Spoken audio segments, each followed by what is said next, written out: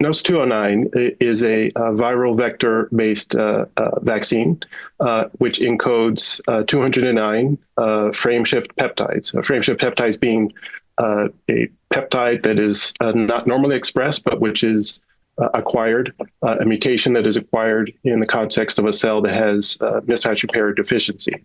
And frameshift mutations that lead to frameshift peptides are very abundant in the context of mismatch repair deficiency, which we know occurs, of course, in tumors that have somatically acquired mismatch repair deficiency, but also specifically in individuals who have Lynch syndrome, in which they are born with a hereditary predisposition to mismatch repair deficient tumors, including colon cancer. And the lifetime risk of colon cancer for patients with Lynch syndrome can reach as high as 70 to 80%. There's also risk of other cancers, including ovarian, uterine, urothelial tract cancers, small intestine, and gastric. And what we have learned is that if you look across different tumor types that may acquire mismatch repair deficiency, but specifically that can develop in individuals with Lynch syndrome, we find that there are neoantigens or frameshift mutations and peptides that are in common across different mismatch repair deficient tumors. And that has allowed us to identify what we think are compelling targets for immune interception, by which we can essentially train the immune system to identify and engage with these very abnormal frameshift peptides that are going to be unique to potentially a pre-malignant and malignant cell.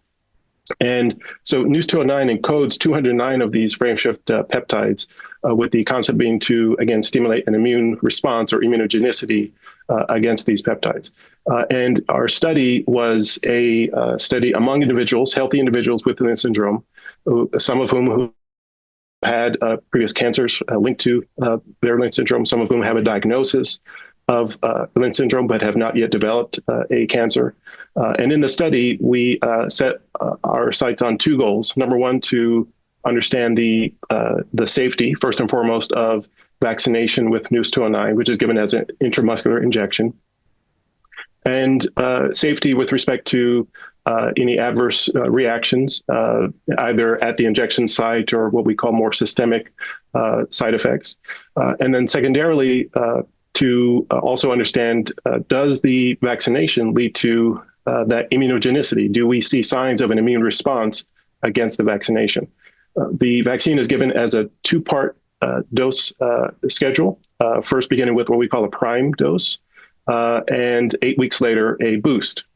And the study specifically looked at differences in the immune response against these frameshift peptides at 9 weeks, or essentially 1 week after that boost vaccination.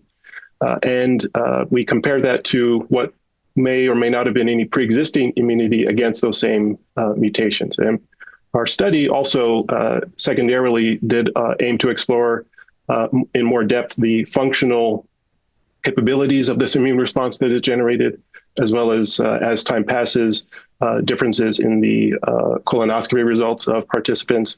But again, our primary focus was on safety, tolerability, side effects, as well as immunogenicity.